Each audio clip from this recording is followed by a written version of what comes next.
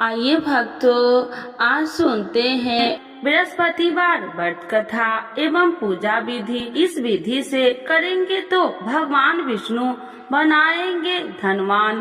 बृहस्पतिवार का दिन भगवान विष्णु को समर्पित है। कहते हैं कि जो व्यक्ति हर गुरुवार भगवान विष्णु की पूजा करता है और गुरुवार की कथा सुनता है, गुरु बृहस्पति की और भगवान विष्णु की कृपा से उनकी सभी परेशानियां दूर हो जाती है। लेकिन गुरुवार की व्रत कथा और पूजा के कुछ नियम है जिनका बड़ी ही सावधानी से पालन करना चाहिए। आइए जानते हैं गुरुवार के व्रत कथा और व्रत से जुड़े नियम। गुरुवार व्रत पूजा कथा में कई ऐसी बातें बताई गई है जिन्हें मनुष्य को ध्यान पूर्वक अपनाना चाहिए।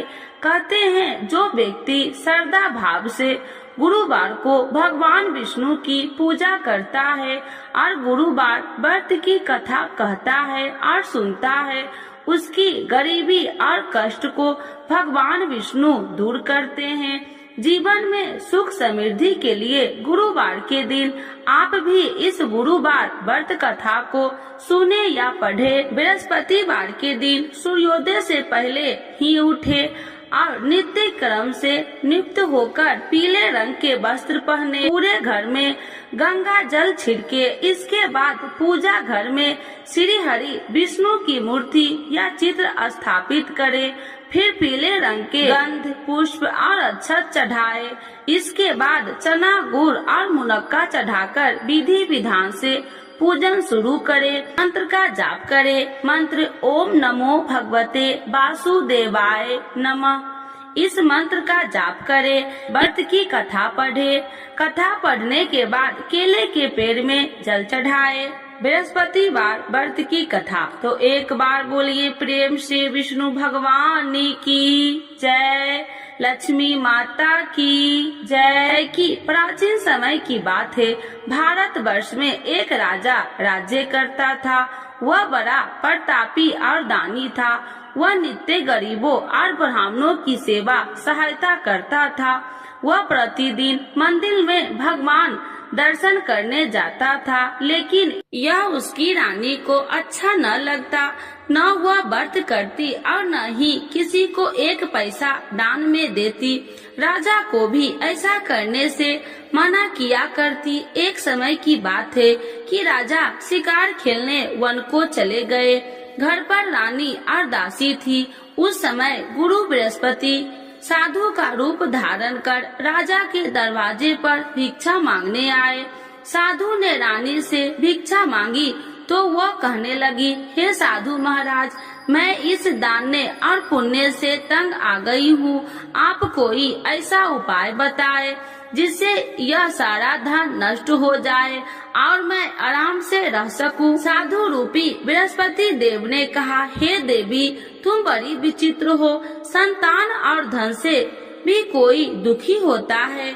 अगर तुम्हारे पास अधिक धन है तो इसे शुभ कार्यों में लगाओ जिससे तुम्हारे दोनों लोक सुधरे। परंतु साधु की इन बातों से रानी खुश नहीं हुई। उसने कहा कि मुझे ऐसे धन की आवश्यकता नहीं जिसे मैं दान में दूं तथा जिसको संभालने में ही मेरा सारा समय नष्ट हो जाए। साधु ने कहा, यदि तुम्हारी ऐसी इच्छा है तो जैसे मैं तुम्हें बताता हूँ तुम वैसे ही करना। बृहस्पतिवार के दिन तुम घर को गोबर से लिपना, अपने केसे को पीली मिट्टी से धोना, केसे को धोते समय स्नान करना, राजा से हजामत बनाने को कहना, भोजन में मांस मदिरा खाना, कपड़ा धोबी के यहाँ धुलने डालना। इस प्रकार 7 बृहस्पतिवार करने से तुम्हारा समस्त धन नष्ट हो जाएगा। इतना कहकर साधु बने बृहस्पति देव अंतर ध्यान हो गए। साधु के कहे अनुसार करते हुए रानी को केवल 3 बृहस्पतिवार ही बीते थे कि उसकी समस्त धन संपत्ति नष्ट हो गई। भोजन के लिए परिवार तरसने लगा। एक दिन राजा रानी से बोला, हे रानी, तुम यहीं रहो, मैं दूसरे देश को जाता हूँ क्योंकि यहाँ पर मुझे सभी जानते हैं। इसीलिए मैं कोई छोटा कार्य नहीं कर सकता। ऐसा कहकर राजा परदेश चला गया। वहाँ वह जंगल से लकड़ियाँ काट कर लाता और शहर में बेचता। इस तरह वह अपना जीवन व्यतीत करने लगा। इधर राजा के बिना रानी और दासी दुखी रहने लगी।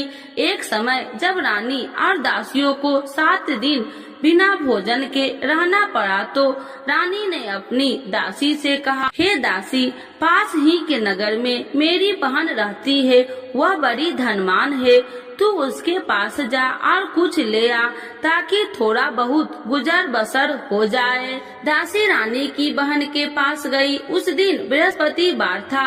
रानी की बहन उस समय बृहस्पतिवार की कथा सुन रही थी। दासी ने रानी की बहन को अपनी रानी का संदेश दिया, लेकिन रानी की बहन ने कोई उत्तर नहीं दिया। जब दासी को रानी की बहन से कोई उत्तर नहीं मिला तो वह बहुत दुखी हुई।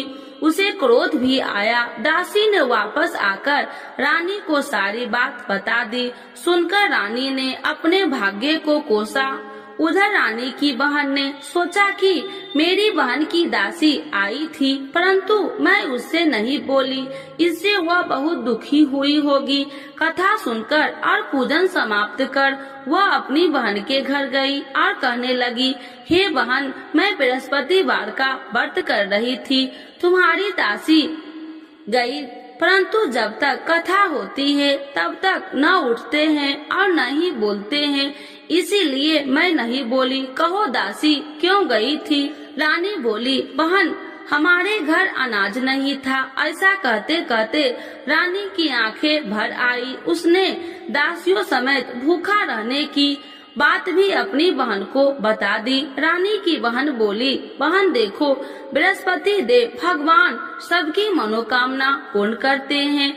देखो, शायद तुम्हारे घर में अनाज रखा हो। यह सुनकर दासी घर के अंदर गई तो वहाँ उसे एक घड़ा अनाज का भरा मिल गया। उसे बड़ी हैरानी हुई क्योंकि उसे एक बर्तन देख लिया था। उसने बाहर आकर रानी को बताया। दासी रानी से कहने लगी, हे रानी, जब हमको भोजन नहीं मिलता तो हम व्रत ही तो करते थे, इसीलिए क्यों न इनसे व्रत और कथा की विधि पूछ ली जाए, हम भी व्रत किया करेंगे। दासी के कहने पर रानी ने अपनी बहन से बृहस्पतिवार व्रत के बारे में पूछा। उसकी बहन ने बताया, बृहस्पतिवार के व्रत में चने की दाल और मुनक्का से विष्णु भगवान का केले की जड़ में पूजन करे तथा दीपक जलाए, पीला भोजन करे तथा कथा सुने। इससे गुरु भगवान प्रसन्न होते हैं, मनोकामना पूर्ण करते हैं। व्रत और पूजन की विधि बताकर रानी की बहन अपने घर लौट आई। रानी और दासी दोनों में निश्चय किया कि बृहस्पति देव भगवान का पूजन जरूर करेंगे। 7 रोज बाद जब बृहस्पतिवार आया तो उन्होंने व्रत रखा। घुड़सार में जाकर चना और गुड़ बिन लाई तथा उसकी दाल से केले की जड़ तथा विष्णु भगवान का पूजन किया। अब पीला भोजन कहाँ से लाए? दोनों बड़ी दुखी हुई, परंतु उन्होंने व्रत किया था, इसीलिए बृहस्पति देव भगवान प्रसन्न थे। एक साधारण व्यक्ति के रूप में वे दोनों थालों में सुंदर पीला भोजन लेकर आए और दासी को देकर बोली, हे दासी, यह भोजन तुम्हारे लिए और तुम्हारी रानी के लिए है, इसे तुम दोनों ग्रहण करना। दासी भोजन पाकर बहुत प्रसन्न हुई। उसने रानी को सारी बात बताई। उसके बाद से वे प्रत्येक बृहस्पतिवार को गुरु भगवान का व्रत और पूजन करने लगी। बृहस्पति भगवान की कृपा से उनके पास धन हो गया, परंतु रानी फिर पहले की तरह आलस करने लगी। तब दासी बोली, देखो रानी, तुम पहले भी इसी प्रकार आलस करती थी, तुम्हें धन रखने में कष्ट होता था, इस कारण सभी धन नष्ट हो गया। अब गुरु भगवान की कृपा से धन मिला है तो फिर तुम्हें आलस होता है। बड़ी मुसीबतों के बाद हमने ये धन पाया है, इसीलिए हमें दान पुण्य करना चाहिए। अब तुम भूखे मनुष्य को भोजन कराओ, प्याव लगवाओ, ब्राह्मणों को दान दो, कुआं, तालाब, बावड़ी आदि का निर्माण कराओ, मंदिर, पाठशाला बनाकर ज्ञान दो, कुमारी कन्याओं का विवाह करवाओ, अर्थात धन को शुभ कार्यों में खर्च करो, जिससे तुम्हारे कुल का यश बढ़ेगा तथा स्वर्ग की प्राप्ति हो और पितृ प्रसन्न हो।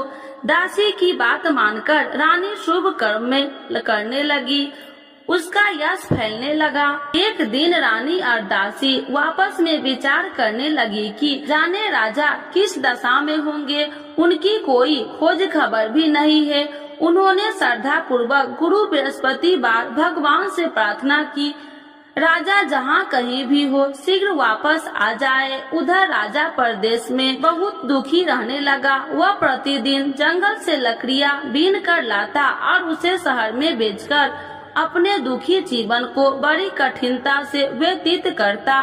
एक दिन दुखी हो अपनी पुरानी बातों को याद करके वह रोने लगा और उदास हो गया। उसी समय राजा के पास बृहस्पति देव साधु के भेष में आकर बोले, हे लकड़हारे, तुम इस सुनसान जंगल में किस चिंता में बैठे हो, मुझे बतलाओ। यह सुन राजा के नेत्रों में जल भर गया और साधु की वंदना कर राजा ने अपनी संपूर्ण कहानी सुना दी। महात्मा दयालु होते हैं। वे राजा से बोले, हे राजा, तुम्हारी पत्नी ने बृहस्पति देव के प्रति अपराध किया था, जिसके कारण तुम्हारी यह दशा हुई। अब तुम चिंता मत करो, भगवान तुम्हें पहले से अधिक धन देंगे। देखो, तुम्हारी पत्नी ने बृहस्पतिवार का व्रत प्रारंभ कर दिया है। अब तुम भी बृहस्पतिवार का व्रत करके चने की दाल व गुड़ जल के लोटे में डालकर केले का पूजन करो। फिर कथा कहो या सुनो, भगवान तुम्हारी सब मनोकामनाओं को पूर्ण करेंगे। साधु की बात सुनकर राजा बोले, हे प्रभु, लकड़ी बेचकर तो इतना पैसा भई नहीं बचता जिससे भोजन के उपरांत कुछ बचा सकूं। मैंने रात्रि में अपनी रानी को व्याकुल देखा है। मेरे पास कोई साधन नहीं जिससे उसका समाचार जान सकूं। फिर मैं कौन सी कहानी कहूँ, यह भी मुझको मालूम नहीं। साधु ने कहा, हे राजा, मन में बृहस्पति भगवान के पूजन व्रत का निश्चय करो। वे स्वयं तुम्हारे लिए कोई राह बना देंगे। बृहस्पतिवार के दिन तुम रोजाना की तरह लकड़ियाँ लेकर शहर में जाना। तुम्हें रोज से 2 गुना धन मिलेगा, जिससे तुम भली भांति भोजन कर लोगे तथा बृहस्पति देव की पूजा का सामान भी आ जाएगा। धीरे धीरे समय व्यतीत होने पर फिर बृहस्पतिवार का दिन आया। राजा जंगल से लकड़ियाँ काटकर शहर में बेचने लगा। उसे उस दिन और 2 दिनों से अधिक धन मिला। राजा ने चना, गुड़ आदि लाकर बृहस्पतिवार का व्रत किया। उस दिन से उसके सभी कलेश दूर हुए। परंतु जब अगले गुरुवार का दिन आया तो वह बृहस्पतिवार का व्रत करना भूल गया। इस कारण बृहस्पति भगवान नाराज हो गए। उस दिन उस नगर के राजा ने विशाल यज्ञ का आयोजन किया था तथा अपने समस्त राज्यों में घोषणा करवा दी कि सभी मेरे यहाँ भोजन करने आवे, किसी के घर चूल्हा न जले। इस आज्ञा को जो न मानेगा उसको फांसी दे दी जाएगी। राजा की आज्ञा अनुसार राज्य के सभी वासी राजा के भोजन में सम्मिलित हुए, लेकिन लकड़हारा कुछ देर से पहुंचा, इसीलिए राजा को उसको अपने साथ महल में ले गए। जब राजा लकड़हारे को भोजन करा रहे थे तो रानी की दृष्टि उस खूंटी पर पड़ी जिस पर उसका हार लटका हुआ था। उसे हार खूंटी पर लटका दिखाई नहीं दिया। रानी को निश्चय हो गया कि मेरा हार इस लकड़हारे ने चुरा लिया है। उसी समय सैनिक बुलाकर उसको जेल में डलवा दिया। लकड़हारा जेल में विचार करने लगा कि जाने कौन से पूर्व जन्म के कर्म से मुझे यह दुख प्राप्त हुआ है। आज जंगल में मिले साधु को याद करने लगा तत्काल बृहस्पति देव साधु के रूप में प्रकट हो गए और कहने लगे, अरे मूर्ख, तूने बृहस्पति देवता की कथा नहीं की, इसी कारण तुझे यह दुख प्राप्त हुआ है। अब चिंता मत कर, बृहस्पतिवार के दिन जेल खाने के दरवाजे पर तुझे 4 पैसे पड़े मिलेंगे, उनसे तू बृहस्पतिवार की पूजा करना तो तेरे सभी कष्ट दूर हो जाएंगे। अगले बृहस्पतिवार उसे जेल के द्वार पर 4 पैसा मिले। राजा के पूजा का सामान मंगवाकर कथा कही और प्रसाद बांटा। उसी रात्रि में बृहस्पति देव ने उस नगर के राजा को स्वप्न में कहा, हे राजा, तूने जिस जेल में बंद किया है उसे कल छोड़ देना, वह निर्दोष है। राजा प्रातः काल उठा और खूंटी पर हार टंगा देकर लकड़हारे को बुलाकर क्षमा मांगी तथा राजा के योग्य सुंदर वस्त्र आभूषण भेंट कर उसे विदा किया। गुरुदेव की आज्ञा अनुसार राजा अपने नगर को चल दिया। राजा जब नगर के निकट पहुंचा तो उसे बड़ा ही आश्चर्य हुआ। नगर में पहले से अधिक बाग, तालाब और कुएं तथा बहुत सी धर्मशालाएं, मंदिर आदि बने हुए थे। राजा ने पूछा कि यह किसका बाग और धर्मशाला है। तब नगर के सब लोग कहने लगे कि यह सब रानी और दासी द्वारा बनवाए गए हैं। राजा को आश्चर्य हुआ और गुस्सा भी आया कि उसकी अनुपस्थिति में रानी के पास धन कहां से आया होगा। जब रानी ने यह खबर सुनी कि राजा आ रहे हैं तो उसने अपनी दासी से कहा, हे दासी, देख राजा हमको कितनी बुरी हालत में छोड़ के गए थे, वह हमारी ऐसी हालत देखकर लौट न जाए, इसीलिए तू दरवाजे पर खड़ी हो जा। रानी की आज्ञा अनुसार दासी दरवाजे पर खड़ी हो गई और जब राजा आए तो उन्हें अपने साथ महल में लिवा आई। तब राजा ने क्रोध करके अपनी तलवार निकाली और पूछने लगी, बताओ यह धन तुम्हें कैसे प्राप्त हुआ। तब रानी ने सारी कथा कह सुनाई। राजा ने निश्चय किया कि मैं रोजाना दिन में 3 बार कहानी कहा करूँगा और रोज व्रत किया करूँगा। अब हर समय राजा के दुपट्टे में चने की दाल बंधी रहती तथा दिन में 3 बार कथा कहता। एक रोज राजा ने विचार किया कि चलो अपनी बहन के यहाँ हो आऊं। इस तरह का निश्चय कर राजा घोड़े पर सवार हो अपनी बहन के यहाँ चल दिया। मार्ग में उसने देखा कि कुछ आदमी एक मुर्दे को लिए जा रहे हैं। उन्हें रोककर राजा कहने लगा, अरे भाइयों, मेरी बृहस्पतिवार की कथा सुन लो। वे बोले, लो, हमारा तो आदमी मर गया है, इसको अपनी कथा की पड़ी है। परंतु कुछ आदमी बोले, अच्छा कहो, हम तुम्हारी कथा भी सुनेंगे। राजा ने दाल निकाली और कथा कहनी शुरू कर दी।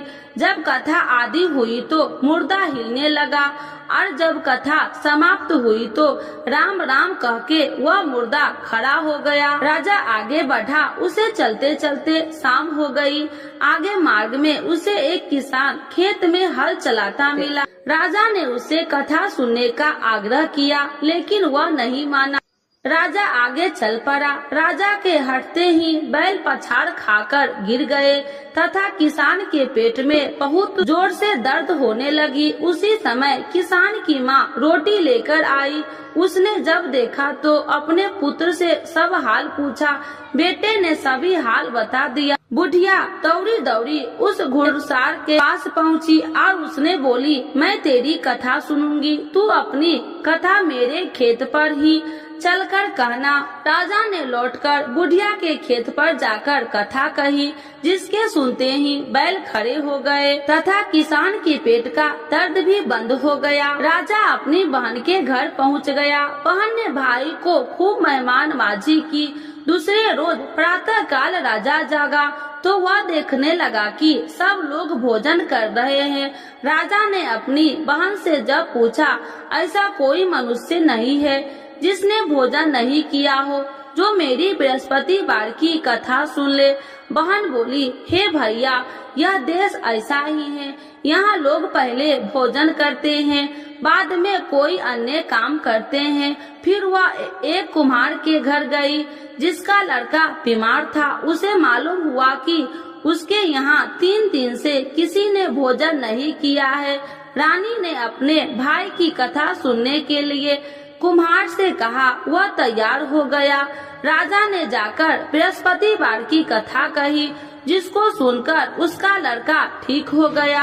अब तो राजा को प्रशंसा होने लगी। एक दिन राजा ने अपनी बहन से कहा, हे बहन, अब मैं अपने घर जाऊंगा, तुम भी तैयार हो जाओ। राजा की बहन ने अपनी सास से अपने भाई के साथ जाने की आज्ञा मांगी। सास बोली, हाँ चली जा, मगर अपने लड़कों को मत ले जाना, क्योंकि तेरे भाई के कोई संतान नहीं है। बहन ने अपने भाई से कहा, हे भैया, मैं तो चलूंगी, मगर कोई बालक नहीं चलेगा। अपनी बहन को भी छोड़कर दुखी मन से राजा अपने नगर को लौट आया। राजा ने अपनी रानी से सारी कथा बताई और बिना भोजन किए वह सैया पर लेट गया। रानी बोली, हे प्रभु, बृहस्पति देव ने हमें सब कुछ दिए हैं, वे हमें संतान अवश्य देंगे। उसी रात बृहस्पति देव ने राजा को स्वप्न में कहा, हे राजा, उठ, सभी सोच त्याग दे, तेरी रानी गर्भवती है। राजा को यह जानकर बड़ी खुशी हुई। 9वें महीने में रानी के गर्भ से एक सुंदर पुत्र पैदा हुआ। तब राजा बोला, हे रानी, स्त्री बिना भोजन के रह सकती है, परंतु बिना कहे नहीं रह सकती। जब मेरी बहन आए तो तुम उससे कुछ मत कहना। रानी ने हाँ कर दी। जब राजा की बहन ने यह शुभ समाचार सुना तो वह बहुत खुशी हुई तथा बधाई लेकर अपने भाई के यहाँ आई। रानी ने तब उसे आने का उलाहना दिया। जब भाई अपने साथ ला रहे थे तो तब टाल गई, उनके साथ न आई और आज अपने आप भागी भागी बिना बुलाए आ गई।